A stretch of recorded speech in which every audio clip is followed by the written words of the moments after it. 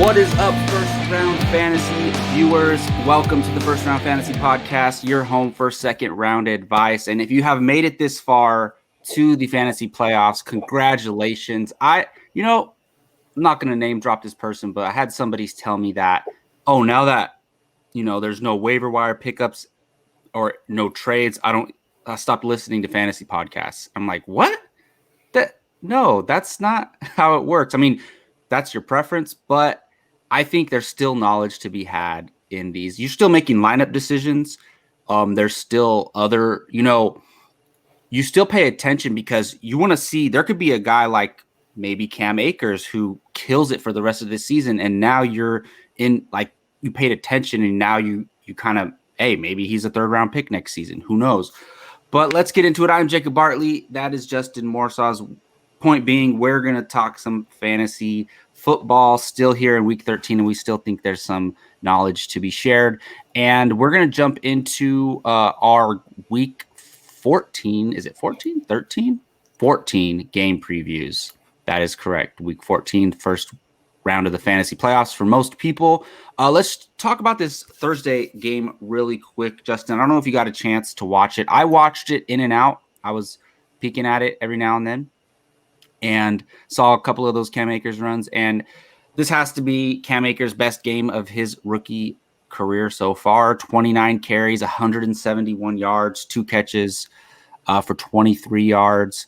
That has to be the biggest takeaway from this game. How do you feel about it, man? Do you think he's going to finish the season strong? Do you think he's the guy now? Or do you think it's a fluky like this backfield has been? I'm really disappointed that I didn't take a flyer on him when he was benched because he's the man there. It's obvious. There's barring injury, he's starting over Henderson and Brown without a question. The coach is loving him. You could see he's obviously the best runner on that team. And I'm sad he didn't get into the end zone to make that beautiful night even bigger, but he ran like a champ, like amazing runs. It was really nice to see. And the Patriots don't have an awful defense, so he did it against a decent team. Exactly. They have a really good defense. They shut down the Chargers 0 points last week. It's so weird to me. Maybe that took out all their energy, but that they shut down the Chargers and then this happens. But the Rams are a great team. Yeah, it was. It's good for them because they need a running back that actually is consistent. Well, yeah, they were the most successful when Todd Gurley was the center of their offense. And if they can find that again, they're going to be scary in the playoffs, to be honest. I love it. I mean, I've been a believer in Cam Akers all year. He was dropped in like all of our leagues at one point, and I rostered him for like a week and then dropped him again. And I just, you couldn't hold on to him when you're I was competing for a playoff spot in multiple leagues. So he wasn't startable for most weeks, and now he finally is. I do have him in a keeper league, which I'm happy about that because going forward, I'm looking forward to having him in that league, and I'm not in the playoffs in that league, but otherwise good for those managers who were patient and held on to him. Any other notable things in this game to you? Yeah, I wonder about Kupp and Woods. Is it borderline flex? Can you consider benching them? I don't have any shares in them, so I don't have to make this difficult decision. But every week it's like, okay, nice. Kupp had 20 targets and 200 yards, and then 4 targets, 1 reception, and Woods has a beautiful day. If you're a Kupp Woods owner, how do you go about that rest of the playoffs? Yeah, I do have Kupp in a league, and I started him. I pretty much start him every week because he's going to have these blow up games, or he's pretty consistent if you look. And this is again full PPR. He only has 1 week, he had a week where he had 6 points, a week where he had 8 points, and a week where he had 4 points. Other than that, he's above 11 points in every game. And I just think that's pretty consistent. I mean, he had the touchdown. He is a touchdown machine. That's what he's been for most of his career, actually. So I think Kupp is a guy, unless you're extremely stacked, I think you just got to start him every week. And Woods is he's been a productive receiver, in the past few years here. And I've never had shares of Robert Woods, so I never had to make that decision, but I would treat him similarly. Look, they're I think if they're your flexes, they're in your lineup every week. Yeah, I'm disappointed when I see him have a bad week, but you still got to put him out every week, I think. Yeah, and I'm not really starting any Patriots unless, look, Damian Harris left this game injured. I was liking what he was doing in this second half of the season, but unless it's a great matchup, like unless they were playing the Lions or the Jets or something like that, I wouldn't even start Damian Harris if he comes back healthy.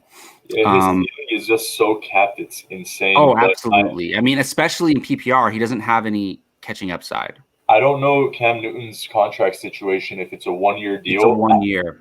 I really hope, for not only the sake of the Patriots, but Damian Harris, that Cam Newton doesn't come back. I think he's kind of been there, done that type of player. They gave him a shot. Hopefully he'll land a backup role, maybe have some redemption, but he just hinders any running back, and he's not doing good for the Patriots. No. So I think Damian Harris is a nice player. If you're in a keeper league, beautiful keeper. But I don't think he can be started at all unless you hit a major injury bug these next coming weeks. Yeah, they're not competing for a Super Bowl, man. I kind of wish, and I don't think Belichick would be this kind of guy, but I think they should have just not purposefully lose games, but just tanked kind of, and get a quarterback, get one of these young quarterbacks, because that's what you need. But who knows, man? They might sign some guy who's, like a Ryan Tannehill type, and bring them in and give their career resurgence. Joe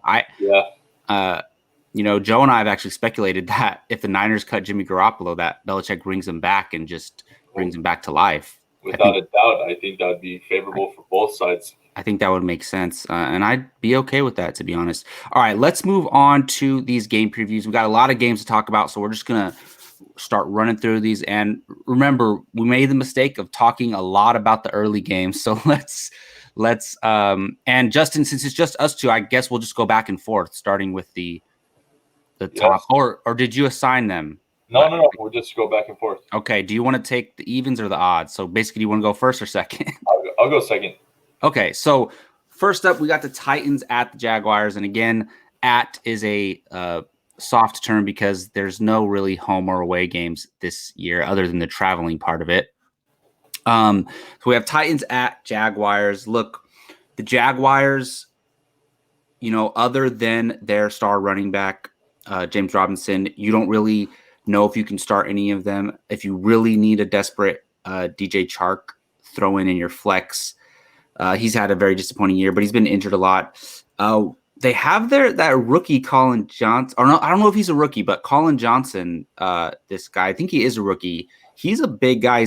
He has a pretty solid last two games. He's 6'6", and I guess I heard that he was highly coveted in college, but he got injured, so he fell down the draft board. And so this guy looks pretty decent. I was eyeing him in a dynasty league, considering adding him, but I don't think he's a guy that you're adding and starting. So other than James Robinson, not really starting any Jaguars, in my opinion.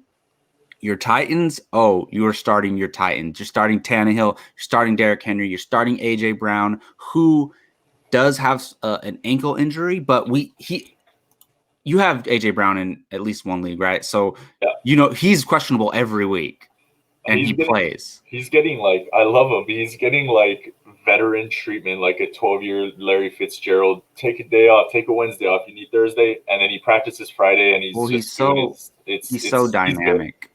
He's good. One of the announcers was saying, I think it was 2 weeks ago, they were like, "Oh, he's like the Derrick Henry of wide receivers," because he's just so hard to take down. But yeah, and dare I say, you're starting Corey Davis at this point. I think he's earned set it and forget it. Honestly, that's crazy. I think he's earned it. Yeah, when I was making this list, I was deciding, is he a questionable player or a start-worthy player? And I think he's moved into it, especially against the Jacksonville matchup. So good for him. Good for us. Good receiver to have. Yeah, he is I think he's an unrestricted free agent going into this offseason. And I do want to do a strategy episode talking about all the free agents and whether we think they'll stay or go and where the best spot for them would be. So Corey Davis will be a name we'll be talking about on that.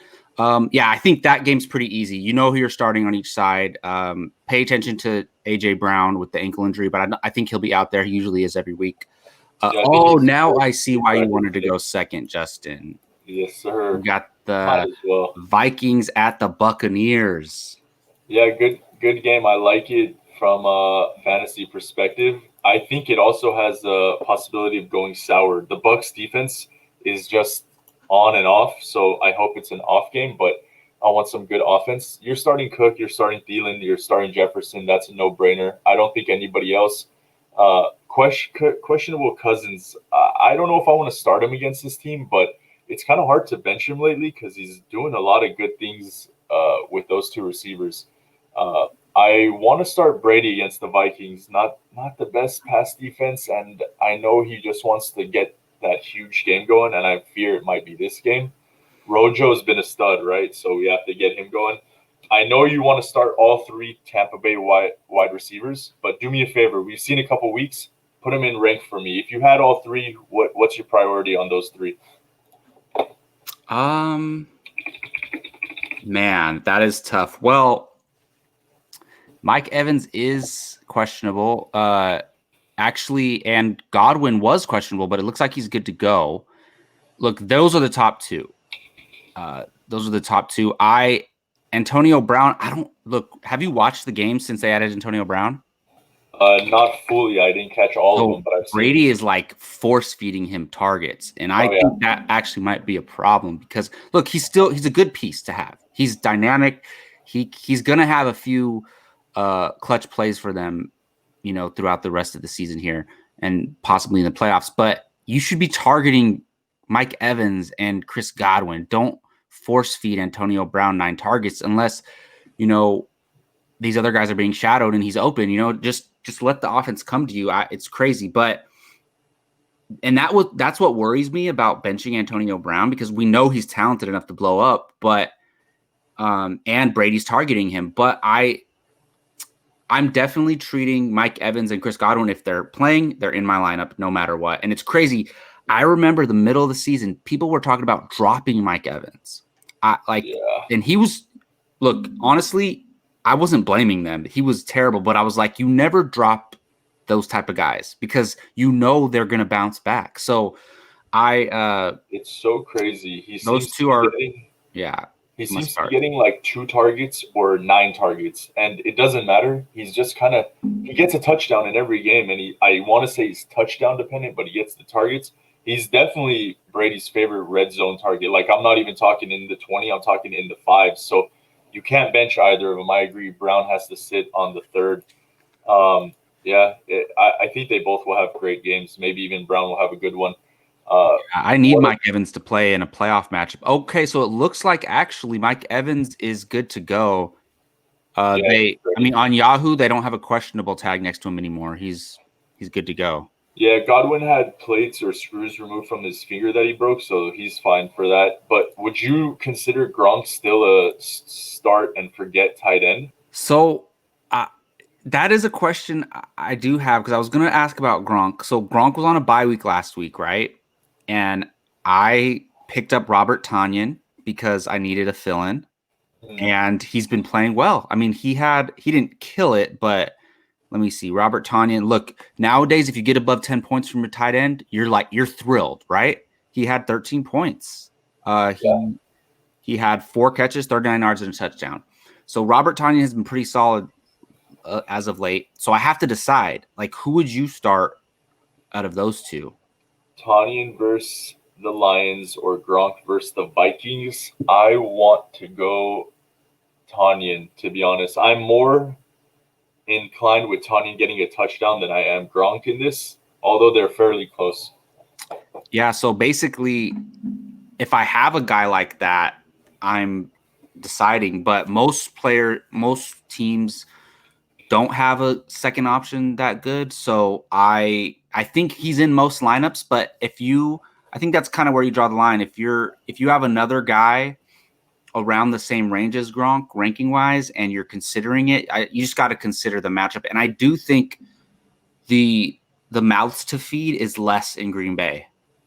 Mm-hmm. You know what I mean? And he doesn't have somebody taking his red zone targets like Mike Evans. So Yep, agreed. it's going to be tough. I'm probably going to decide last minute and make the wrong decision. We shall see. Awesome. Any last notes on that game? No, that's about it. Not a whole lot other than the obvious ones. Cool. Well, we have the Chiefs at the Dolphins, and while we do have our unquestionable must starts, I have some concerns about this game. Obviously, you're starting Patrick Mahomes, you're starting Tyreek Hill, who last I saw was kind of banged up, if I'm not mistaken, but he might be good to go as of now. Yep, looks like he's good to go. You're starting Travis Kelce. You're starting Myles Gaskin if he's playing. I mean, because he's been solid when he's been healthy. Look, this is the decision right here, man. This is going to make or break a lot of people's playoffs first round is starting Clyde Edwards-Helaire. Last week, look, and I was affected by this personally, but don't you treat last week like that was his performance. They just didn't play him because of the illness. And so I understand wanting to bench him. So we should just go back to making that decision based on he's playing and what do we think of this? I am very hesitant to start Clyde Edwards-Helaire. I don't feel great about it at all. I want to find a reason to bench him, but I really have a fear that the week that I bench him, he goes off. And so I don't know if I'm starting him. How do you feel about that? It's very difficult to bench the guy. I don't think he's who everyone wants him to be. Obviously, every week we're kind of hoping that he does, but what are your options? Running backs have been getting dinged up. I mean, do you have a pivot that has a better upside than him? I don't know. Are you going to start Duke Johnson over Clyde? David Johnson just went to the IR again, right? Or COVID, was it? So he has a personal issue. Is that it? Okay, so you gain a Duke Johnson, but does that mean you're starting him over Clyde? I don't want to take that chance, and I'd have to start him, man. It's not a juicy matchup, but it's not the worst matchup. They're playing to win the game. I think he should be able to get run if he's healthy enough to stay. Interesting. So let's say you have two solid running backs, right? And you're deciding whether you should start Clyde Edwards in your flex. Would you start a wide receiver over him? I don't know a name, but would you start a flex worthy wide receiver over him? Or would you just stick with the running back? I don't take I don't do preferential treatment to running backs just because they're running backs. I look at the player, the points possible, and I go for that. I want to get the most points scored. If I have to bench a player I like a little bit more, it's okay. Think about it like Beasley or Clyde. I almost rather start Beasley these days, and it doesn't. I don't disagree. So that's what's crazy about it. Don't get caught in the when you say highest possible points, are you meaning in like what you believe is their ceiling, or what like the projections show? No, the projections make me feel good, but at the end of the day, I have to make those. If you're a projection guy, a ranking guy, and that's all you go by, you're not gonna have the best time because they get it wrong. You got to trust your gut. We talk here, you listen here. It's to get your own understanding. So although I like to see why is he low? Is it a bad matchup? I still have to break it down and do my own adjustments because if I just do that, I'm gonna be starting high name guys that shouldn't be started anymore over guys who are up and coming. So, take that for a grain of salt, but use your own judgment. Kind of like how like Sammy Watkins always is ranked, like his projections are always super high and he's still on the waiver wire, like 11 points over all the other guys on the waiver wire. It's all because Mahomes is throwing. Well, exactly. Yeah. I mean, that's the thing. He's a guy who could blow up for 30 points any game too. So it just depends. So that is the biggest question mark for me. I'm not starting. I'm not starting Tua at all, and and Fitzmagic is not playing because Tua is the starter. And while Tua is the starter, I mean Parker was having a decent game. I guess he was ejected, and Gesicki's starting to come on a little bit. Look, I mean, if you're streaming tight ends, I mean, I look at my leagues and Gesicki's rostered in every league. So I think at this point people are starting him, but I wouldn't say he's a high-end tight end one at this point, but he's someone you can consider. I lean towards staying away from Parker, but it's tough because he's a great player and he could have a good game any week. But I don't think this is the best matchup for him. So I think you have better options than Parker, to be honest. Agreed. All right, Justin, Broncos at Panthers. What are we looking at with this game? Biggest news of the game, CMC is not practicing today. Almost guaranteed he's not playing again. Such a shame. This is awful. Like every week it's, okay, he'll be back next week. And it's like, all right, buddy, it's week 13. Let's go. Or 14. It's time for the playoffs. I feel really bad for all the CMC guys out there because I miss watching him and I'm sure they miss having him. Hopefully he's back. Other than that, this is the hardest game for me because I only want to start Robbie Anderson, to be honest. DJ Moore, Curtis Samuel's COVID list still. I don't know what's their situation. If they're not cleared by now, I'm not sure if they're going to be able to get on the field. And with that said, they will lose a lot of offensive weapons. So do I want to start Mike Davis? He's not been doing great. And if more attention can be paid on him, it might not be the greatest day. Broncos have a decent running defense. I'm not starting Teddy Bridgewater as a flex option. You shouldn't even need or option at all. You shouldn't even need that. And then on the Broncos side, I really don't think I want to start anybody on that side. Lindsey has ups and downs. Gordon has ups and downs. I don't even know if Lindsey's actually relevant anymore, but he's a handcuff stash because I think if Gordon got injured or something, Lindsey would be a solid play. That's true. I would say Gordon strictly off the volume. I might want to just say I have to start him, but tell me, Gordon or David Montgomery, who would you go with? Oh, David Montgomery. Really? Even though Gordon didn't have a bad week last week, 21 rushes, I think, over 20 fantasy points, but it's just such a wild card in that offense. I don't know how to treat it. So, yeah, I might have to go David Montgomery too. But other than that, I mean, it's mainly due to the matchup. They're playing Houston, so the Bears are. Yeah. So I would definitely start Robbie Anderson. You just probably treated you well. Melvin Gordon can be considered, but everyone else I'd probably stay away from. Yeah, and I don't know the update on the Panthers wide receivers, but they were both on the COVID list. Samuels and Moore. So if they're out, oh my goodness, look out for Robbie Anderson. He might be winning playoff matchups this week. Oh, I just saw an update right now. Curtis Samuel has been eligible to return. DJ Moore is still on the list. Okay. I mean, either way, because I think DJ Moore tested positive, so he'll probably be out this game. And if one of them misses, it helps Robbie Anderson. So yeah, I still, if Moore misses, I still might want to flex Samuels for that upside, but I don't know. He's still that guy we've been talking about all season, and I still haven't added him in any leagues. Yeah, I had him. I had to drop him. I wanted to keep him, but he got swooped up. So yeah, that sums that game up for me. All right. Well, we were talking about Texans at Bears, and here we go. Look, man, we did a book it down last week where I said David Montgomery from starting with last week was going to be a top 10 running back for the rest of the season. It's looking pretty good for me so far. He had a great week last week, and fire David Montgomery up. Honestly, he's been a guy where you reluctantly have to start him every time he's healthy, but I think he's finally coming around. I'm not saying he's made the turn to that RB1 we always wanted him to be. No, but it's just his situation. He is the only guy there, and he's getting all the volume.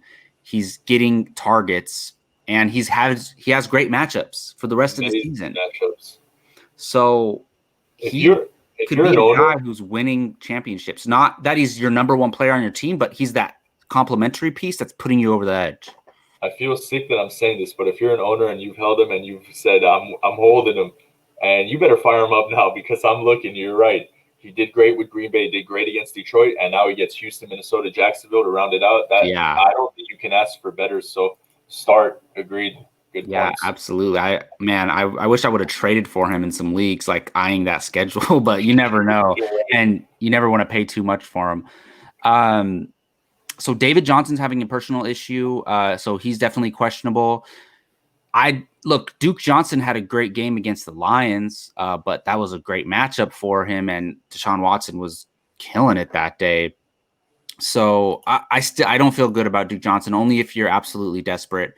Man, we thought Brandon Cooks was gonna, emerge after the departure of Will Fuller due to the steroids thing, but he has a foot and neck issue now, and I believe he was like knocked out in the last game, and then he came back in.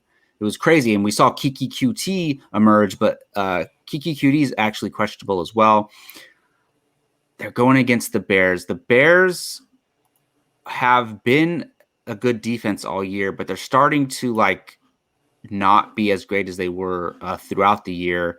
Look, for me, if we hear that Brandon Cooks and Kiki Cutie are fully healthy, I'm definitely starting them in my flex. But it just depends because who's throwing to them. If it wasn't Deshaun Watson, then I wouldn't be considering this. But I'm starting both of them if they are healthy, because I think Deshaun Watson can overcome any matchup here. And you're starting, obviously, Deshaun Watson. He's matchup proof, in my opinion. You're starting A-Rob. You're starting D-Mont.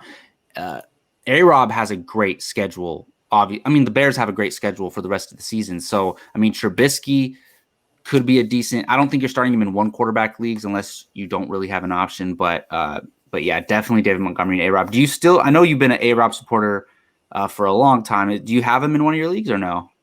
Nope. I tried my hardest to get him, but I couldn't. They wanted the Locketts, A.J. Browns of the world, and much as I love Allen Robinson, I just don't like their quarterback situation, so I didn't pull. But hey, he's amazing. A free agent. I think he'll re-sign with the Bears if he's a free agent this year. Yeah, he's the man. He wants his targets, unless he has an amazing opportunity. But you don't get to go many places where you're the number one, undoubtedly. But I can't see him leaving. I can't see them letting him go either. But he's a target guy, so you gotta. It just depends, man. It has to be a team that has the cap space, right? And I don't know off the top of my head all the cap situations, but I do know the Jets have cap, and the Bengals have cap. That would be interesting. But again, he wouldn't be the number one guy. Well, he might be the number one guy there, but he would have to share a lot of targets. Dude, if the Jets get Trevor Lawrence, not terrible. Better. Yeah, it would be hard to get sold to go to the Jets, but I guess you're coming from the Bears, so you might not be that mad at it. I think it depends, who are they going to get as their new coach, right? Yeah. And then do they actually end up with Trevor Lawrence? Most likely. So you're assuming Gates gets fired? Oh, after this season, yeah, 100%. And he's not fired by now.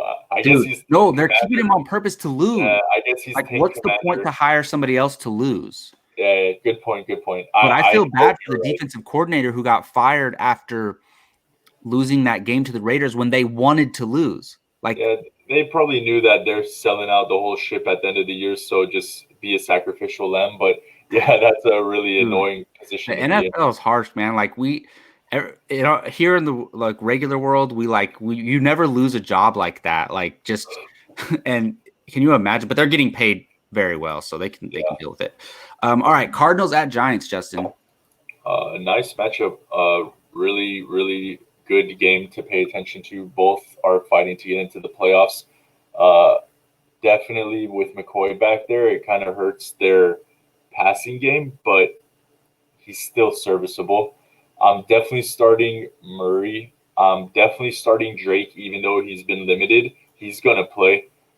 Drake is someone like D-Mont where you've been reluctant to start, but the volume has just been something that you can't trade up to get elsewhere. So Drake has been nice. Hopkins, we hope to see more from him, man.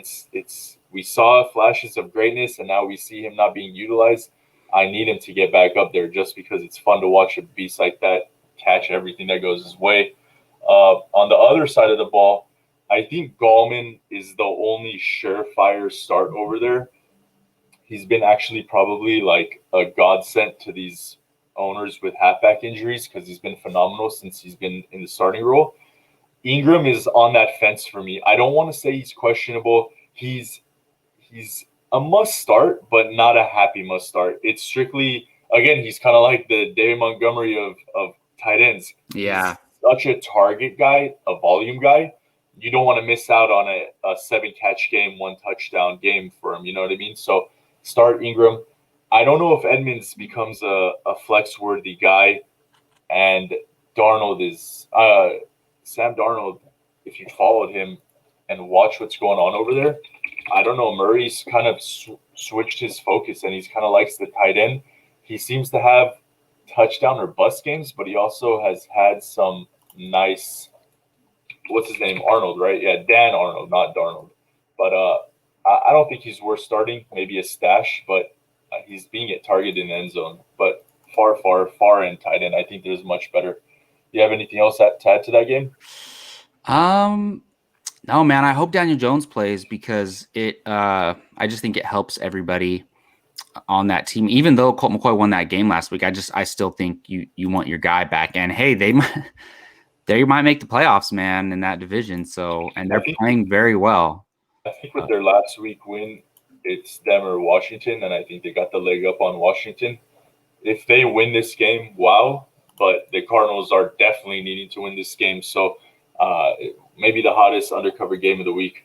Dude, I'm pretty sure the Giants and Washington must play again this year near the end of the season. They always have the divisional matchups at the end of the year. That's going to be one hell of a game if it comes down to playoff. No, they don't play them. They don't play them. They already played twice? And they played in week 9, yeah. Oh, wow. They beat them both times, so it's really wow. Okay, so they definitely have the upper hand.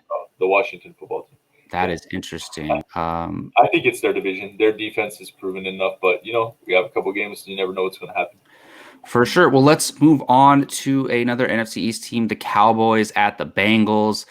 Every time I think about the Bengals, it makes me sad because the Joe Burrow injury, man.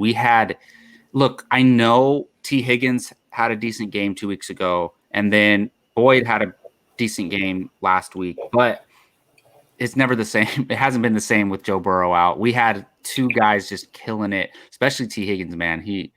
That guy is going to be a beast for the rest of his career. But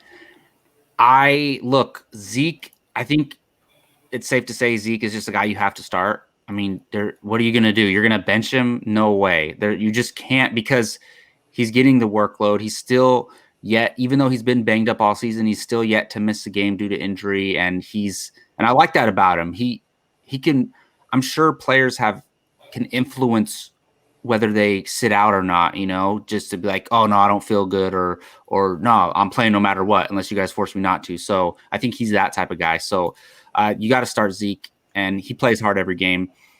Cooper, I guess I don't feel great about it. He went from clear-cut wide receiver 1 to wide receiver 3 flex play, I think, with Andy Dalton. But obviously, look, people were throwing Dalton to the trash when he first came back, and I didn't think that was fair. I knew he was going to come back and play better, even though he's not playing great, but he's serviceable to keep like Zeke and Cooper valid. And look, Gallup had a great game. The thing with the Cowboys wide receivers, they're kind of like the Steelers, but on several tiers down, right? Where because the Steelers, all 3 guys can have a great game. You don't know who it's going to be. It's going to be 2 of them likely. The same with the Cowboys. I think every week, at least one of them is going to have a good game, possibly 2 of them. But guessing who that's going to be is, who knows. But you still treat Cooper as the number 1 there.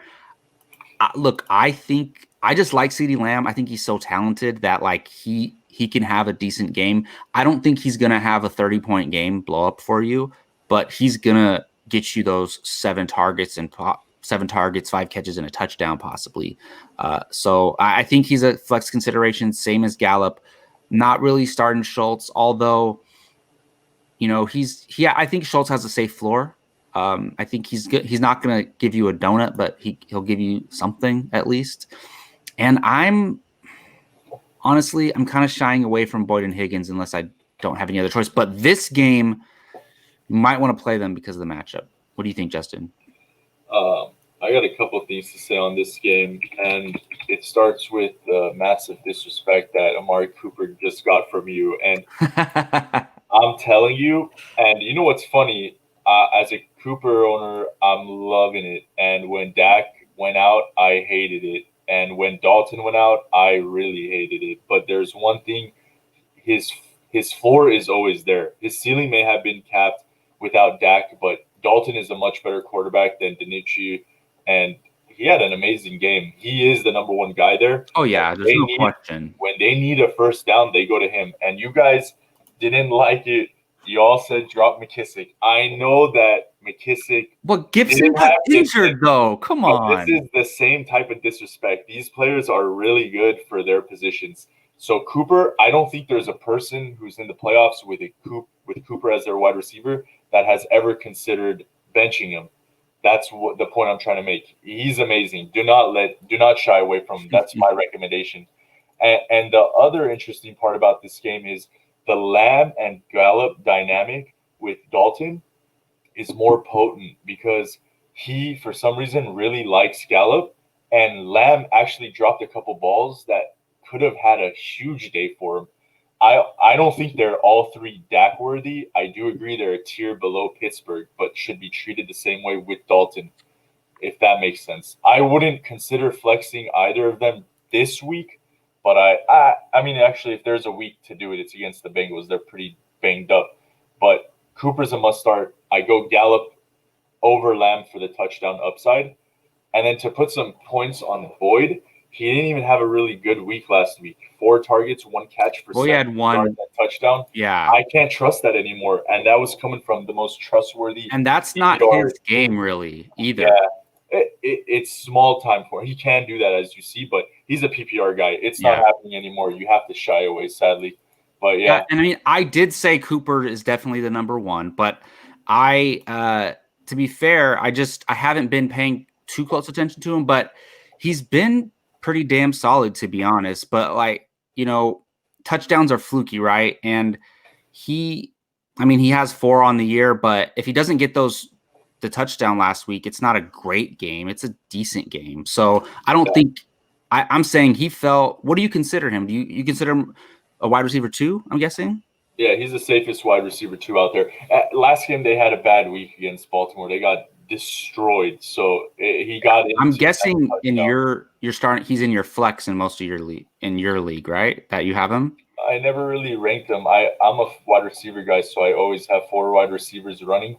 I guess if I had to rank him, I have in my predominant league with him, I got Cooper, Diggs, Thielen, Godwin, and I probably rank him at the bottom of that list. Which is not a bad list to be on, but he's at the bottom of the list. Yeah, but I mean, at the beginning of the year, he could arguably have been at the top or right there with Diggs. I would say with Dak for sure. Yeah, I mean, when you're that stacked at wide receivers, ripping off people in trades and stuff, that's how your lineups end up. No, I don't even think you traded that much in that league, to be honest. I traded a good amount, but only for Thielen. Yeah. But you gave up. Boys. Oh, yeah. All right, so we got the Colts at the Raiders, and I'm going to let you take this one, Justin. This is a hard one for me. I don't know if Josh Jacobs is playing. Even if he does play, I don't know what I want to do with him. My only for sure start is Waller. I guess Jonathan Taylor moved into a must start after last week, seeing how Wilkins didn't get run.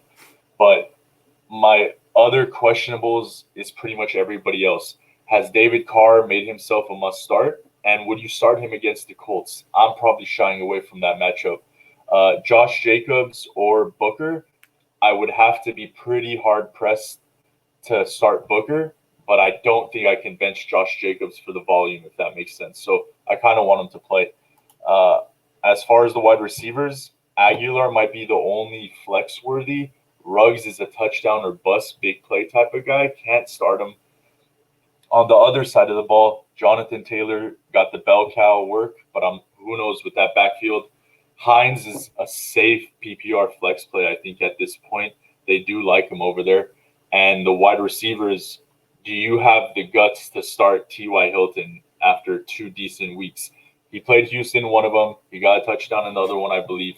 Is he that, hey, guys, I haven't done much, but it's playoff time, so here I am for you. I don't think I can do that, but I know people that are in our leagues, and I'm very surprised. I hope it doesn't work out because I don't want to go Well, against it's that. surprising because our leagues are 10-team leagues. And Yeah, here's the thing. You listen to a couple of fantasy podcasts. I listen to quite a bit. And all of those professional analysts, they play in deep leagues. They play in like 12-team leagues at the least. They play in 14-team leagues. They play in 20-team leagues. I don't think any of them play in 10-team leagues. yeah, So when they're talking about starting T.Y. Hilton in their flex, that's in at least a 12-team league. yeah.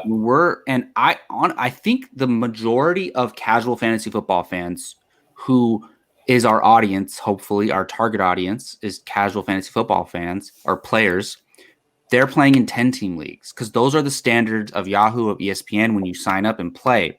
So are you starting T.Y. Hilton in a 10-team league? Likely not, unless you're really desperate or your team's decimated. Or if you think he's hot and you want to ride Yeah, I it, mean, that's one of those calls where like you have to make that call. Do you think this is legit?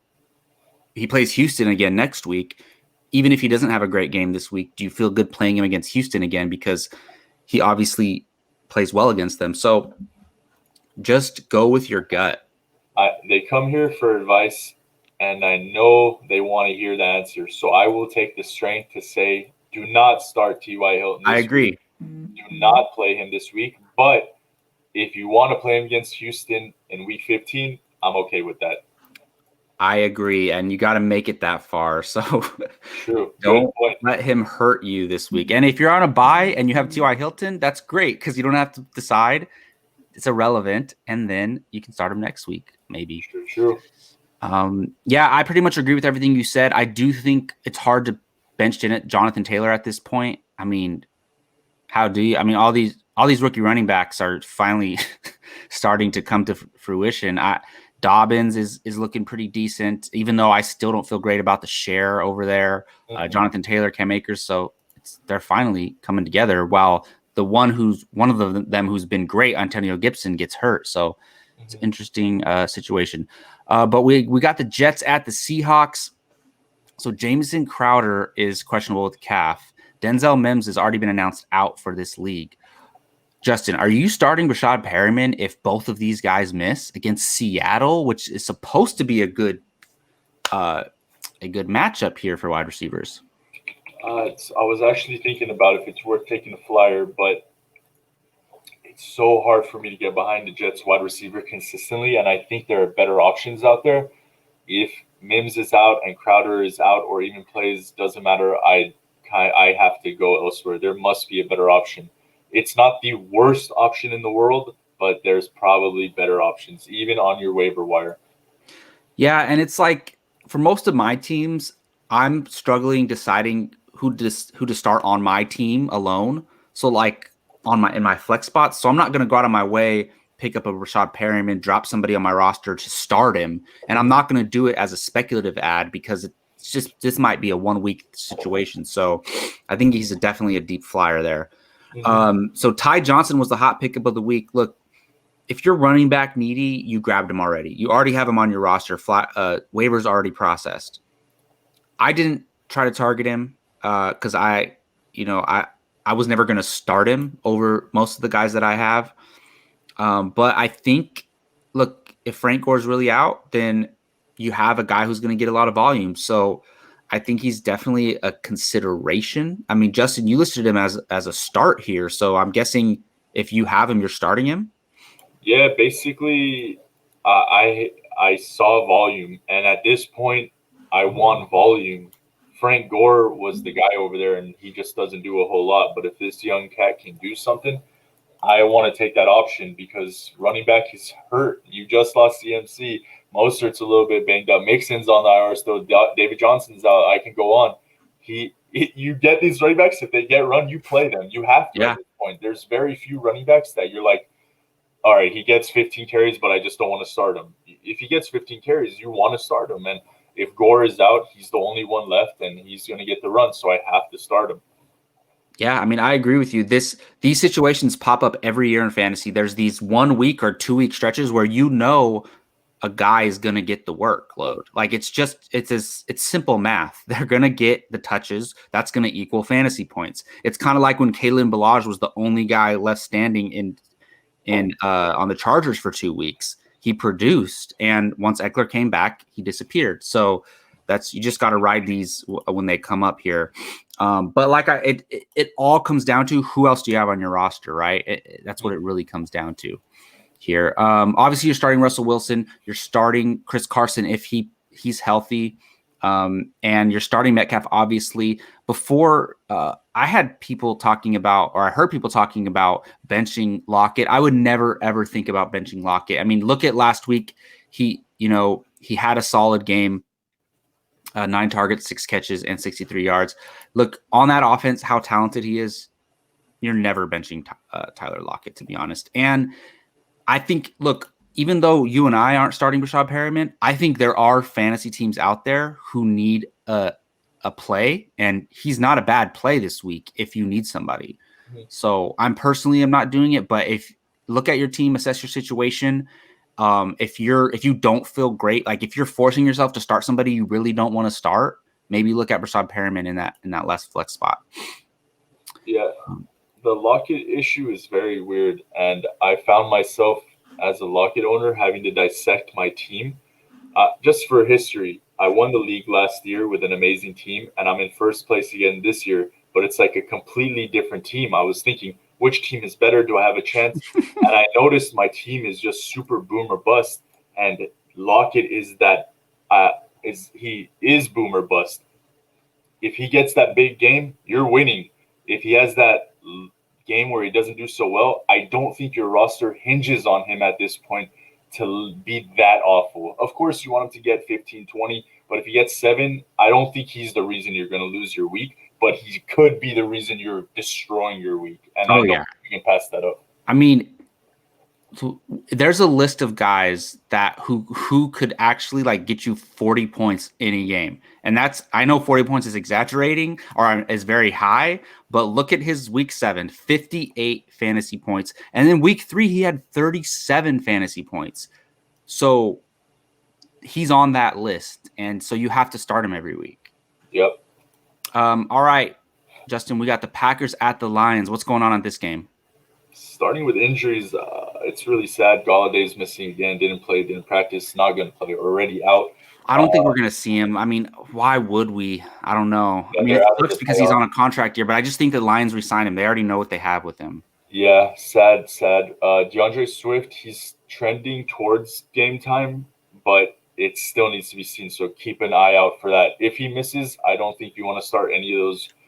I guess AP if he's in and you need a really deep play, but Swift, hopefully he plays and he gets all the work. But the for sure starts, I'm going with Aaron Rodgers, obviously, Jones, Adams, and that's it on the Packers side. On the Lions side, Galladay's out. I start Jones Jr., especially in a high passing potential game against the Packers. Jones could be good for maybe 2 touchdowns type of week. TJ Hawkinson, most underrated tight end so far. I think he's tight end 3 on the year. You're not ever going to bench him. He's a start, set it, forget it, don't worry about it. The questions I have on this side, and you brought it up earlier, do you want to start Tanyan? I think it's a nice start, but you may have a better option. Again, we go back to Gronk or Tanyan. I sided with Tanyan. You went with Tanyan or Gronk? I did go with Tanyan, but I'm still like that's very close for me, to be honest. 50-50, yeah. Lazard might be a play. I don't think you're in a position in the playoffs where you want to start Lazard in this situation. I would shy away from that. And Stafford, you may want to play him in a high volume matchup if you're having difficulties with quarterbacks. I think he is a good put in week 14 started quarterback this week. Yeah, I mean, I don't have any disagreements there. If DeAndre Swift is activated, because there's been reports that he's not himself, and that if he does play, last week they were saying if he does play, he's going to have like limited role. If you had Swift on your roster, and if he never got injured, if he never had this concussion issue or this illness, he would have been in people's lineups as an RB2 at the least. Mm-hmm. So if he's activated and he's playing, are you starting him? Not. I can't hinge my Too playoff. risky? Yeah, I don't know enough. When you don't have a specific injury, it might be a concussion. You're going through some personal stuff. I hope all the best, but I can't risk it. And I think Yeah. I've made a pivot by now to have a player in his slot. If he does well this week, if he's back in action, I win my week, and we go next week. I'd happily start him, but this week I'd sit it out. Yeah, that's going to be a tough call. I think Juicy when push matchup comes too. to shove, I mean, it's kind of like the Clyde Edwards-Helaire situation last week. Like it different, but look at that example, right? If they say he's active, he might not play at all, or maybe a little bit, and it could end up losing you your week. Yep. All right, so we got Falcons at Chargers, and Julio Jones is out for this game. So yeah, this is crazy, but Calvin Ridley could be winning you your week this week. And I'm interested to see what the Chargers end up doing. But also, I forget his first name, but I think it's Zacchaeus. Is it Robert Zacchaeus or something like that? He's actually on the IR. So we have Russell Gage here, who last week had 8 targets, 4 catches, 51 yards, and a touchdown. I think with Julio out and Zacchaeus out, you can eye Gage as a pretty decent flex play, to be honest. And it sucks, man. Julio getting injured and being out for the fantasy playoffs, that is rough. But look, don't shy away from the Chargers. That was a Bill Belichick special there, shutting down a rookie quarterback. Like he went out of his way to make sure that they shut them out. And look, I think everybody bounces back on the Chargers. Eckler, Herbert, Allen, Henry, you're starting all of them. Matt Ryan is you want Julio to be in, but we know Matt Ryan has been a great quarterback for the majority of his career. So, I mean, I'm personally looking elsewhere, but I don't know. Would you go This could be a Stafford or shootout. go Ryan? Who? Stafford or Ryan? Man, it's not a great choice. But look, Stafford has performed with, like, who's he throwing to? Marvin Jones Jr. Like, Stafford has performed this year without anybody to throw to. So I would go Stafford, to be honest. Yeah. And Atlanta running backs, just honestly, just stay away. Just stay away. But I think the only questionable thing here is, would you start Russell Gage in a flex spot, considering the targets he could receive? I mean, we have to get. I have a different feeling on wide receivers. So if I'm in that position and you had to start a low end guy, Kuti, Gage, Gallup, Lamb, I can see Gage being in that conversation, but I almost rather trust the other guys. But Gage does have nice touchdown upside in that offense. I would consider it. I wouldn't like it, but I'd consider it.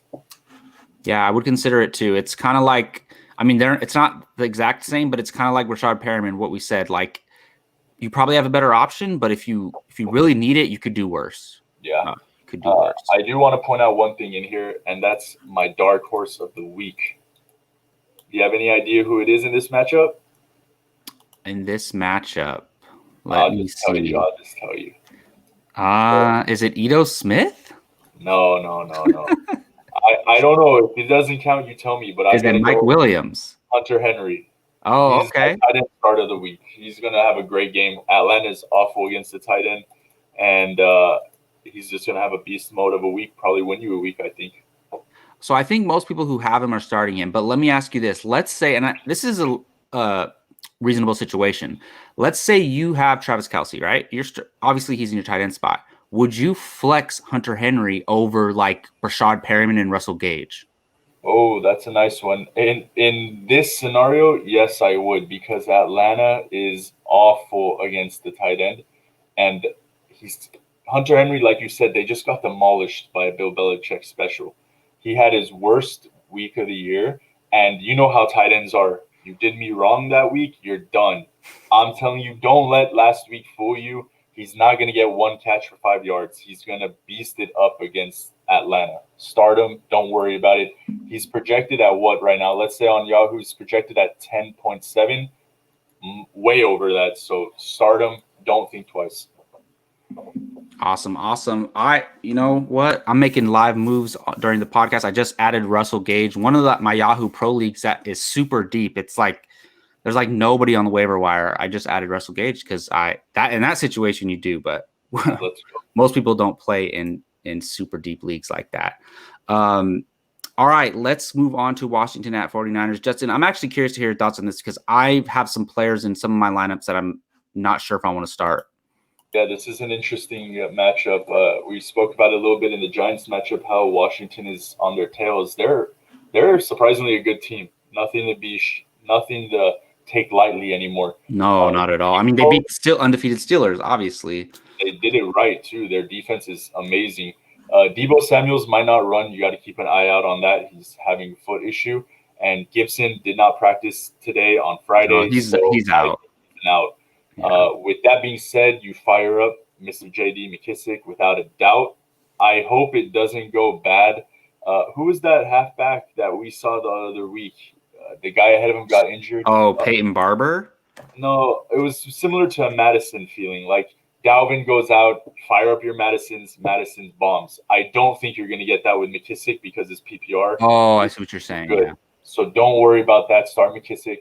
McLaurin. Well, he had a role already, even with Gibson in. So this just increases. You know what I mean? Well, when the starting running back gets injured, sometimes all eyes go on the halfback behind him, and they don't know how to treat that. I think Ayuk has become a nice start, and against he's a great player, man. I think it's worth starting Ayuk in a flex over some of the guys. Like I might want to start Ayuk over a Gage, over a Kuti at this point.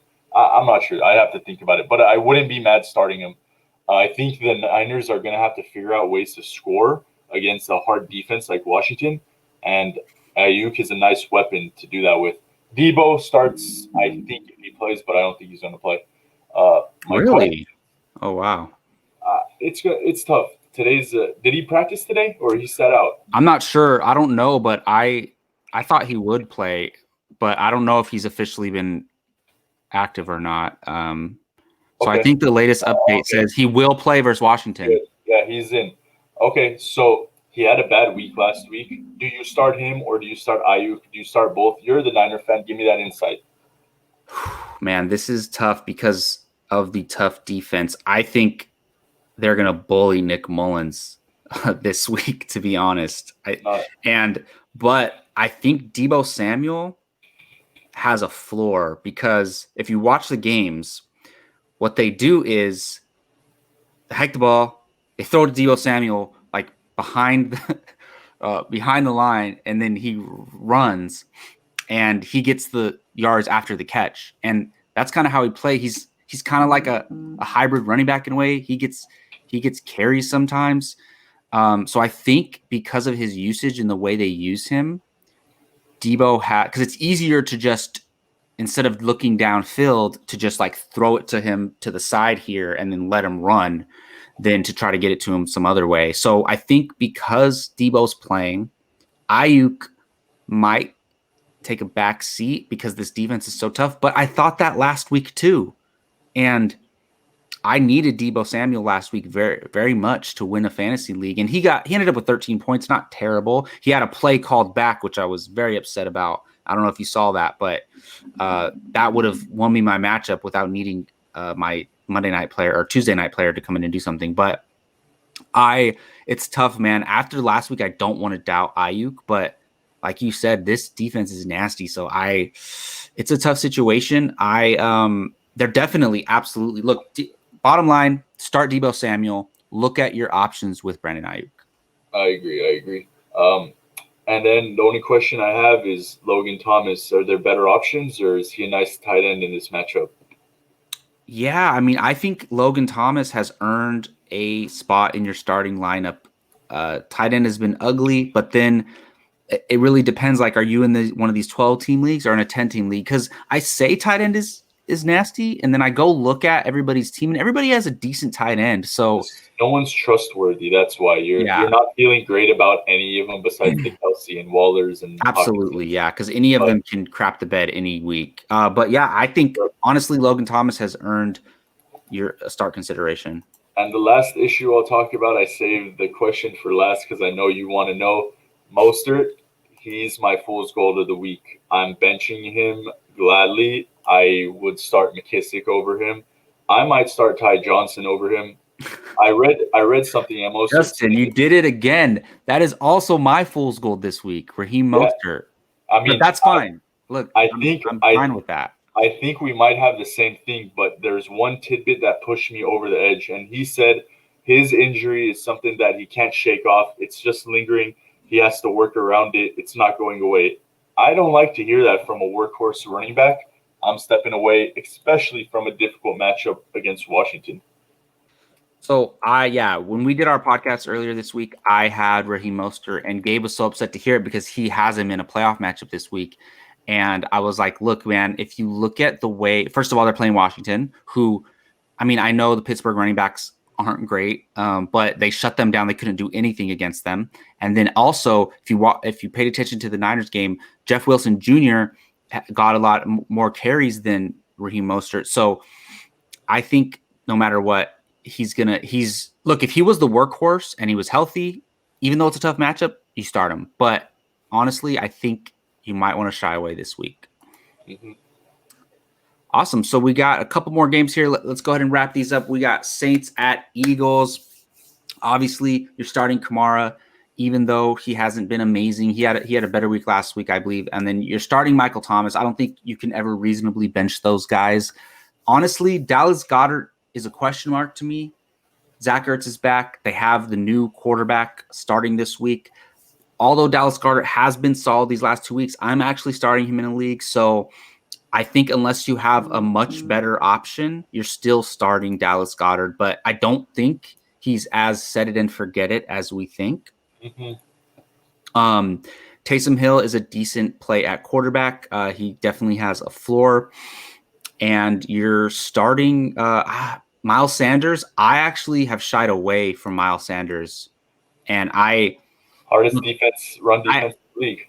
I had him in I have him in a league that I'm not in playoff contentions anymore, but I was playing a matchup a couple weeks ago and I benched him and he had like 4 points. So I was like, I felt great about it. And would you think you'd ever bench like a workhorse running back? I mean, on this team, it's just, I think the only startable player is honestly Dallas Goedert, which is crazy. Do you have any statements about this game? No, if you need a tight end stretch, Jared Cook isn't the worst. Love him in the end zone, but it's kind of different with Taysom Hill, but I know he does still target him. But other than that, that's it. All right, Justin, the Steelers at Bills game, this is fascinating to me, man. Break it down. Really beautiful game. This is like fantasy love over here. Everyone's an option, it seems. I know Chase Claypool's not feeling well. Keep an eye out on that. If he plays, you kind of play him, in my opinion. But if he doesn't, it just bolsters Juju and Deontay's value. So you're not benching them at this point anyway. So shoot with that. I'm starting Big Ben. I'm starting Josh Allen. No doubts about those. As far as Diggs, of course, Beasley, I think, moved into a safe. I'm flexing him without question. You may want to go elsewhere, but I think they're going to get pass work against Pittsburgh. I think Pittsburgh is great, but the Bills' defense is really good too. So I'm not benching it because of that. My question goes to the halfbacks on both sides. Did Singletary's performance solidify him as a trustworthy running back? And then who am I starting on the Steelers side? I have no idea, and I don't know if I want to be part of any of that. Well, I believe James Conner is back. Do you feel good about starting him? That's my point. I was thinking, even if he's back, would I still start him? He's been gone for a while, so maybe I moved on from him these past 2 weeks. I guess I'd have to start him just because, again, I think you do. There. But even when he played the last 3 weeks, he had a mediocre couple of weeks. Yeah, I mean, I think you're just basically you do what you've been doing all year with these players. You start the 3 Pittsburgh wide receivers if they're healthy and they're playing. You start Eric Ebron, you start the quarterbacks, and you bench the running backs on the Bills. I still don't trust Singletary even after that game. They let him play most of the snaps and get the carries because Zach Moss fumbled earlier in the game. So basically you're treating everything the same. The only question is James Conner. I think you do start him unless you have great depth and a better option, to be honest. Agreed. All right. So last but not least, this Ravens at Browns. This is going to be a fascinating game. I do think Lamar Jackson is back in don't bench him category, because for a while he was benchable, but he has a decent couple matchups here during the fantasy playoffs. I don't love the matchup for J.K. Dobbins, but he's slightly earned my trust, but I still don't feel great about it, to be honest. Mark Andrews, do you have a better option? Probably not. He hasn't been great this year, but I believe he had he didn't play last week, but he had a solid game before that. I think he was out for 2 weeks, and now he's back. Yeah, but the game before he went out, he had a solid game. Obviously, you're starting Nick Chubb. I think you're starting Jarvis Landry. I'm not buying it with Hollywood Brown, but who knows? It could be a resurgence. But again, I wouldn't trust Hollywood Brown, to be honest. Kareem Hunt is very interesting to me. I think you definitely consider benching him. He hasn't been doing anything really as far as helping you win fantasy matchups. And I would shy away from Baker Mayfield this week, even though he had a good game last week. Do you agree with or disagree with any of those things? Nope. But to make it more clear, Hollywood sits in the same boat as TY for me. It's going to take a little bit more than what I just seen the past 2 weeks to get me on the playoff run with them. So I think there are better options. So for you, did J.K. Dobbins earn you okay, I'm starting this guy unless I have a better option? Oh, yeah, for sure. I don't think Ingram's going to do anything. I think the halfbacks on those sides, that side of the ball, is going to be hindered by Lamar's running to begin with. But I think of those options, he's getting volume and he does well with it. And if it does come to have a goal line option, I think they trust him with it now. So it's become – I like him more than I like Singletary in a way. Oh, yeah, for sure. Yeah, absolutely. All right. Well, that's going to do it for this episode of the First Round Fantasy Podcast. Our game previews, we got it done in roughly an hour. Thank you for joining me, Justin. Again, I'm your host, Jacob Bartley. Good luck on your fantasy playoff matchups. If you had the Rams defense or you started Cam Akers last night, great for you. I actually had the Rams defense in 2 fantasy matchups yesterday, so I feel great about that. But yes, have a great weekend. Have a great fantasy matchup. We will see you all early next week. As long as there's a normal Monday night game, you'll see an episode from us on Tuesday morning. So take care till then. Thank you.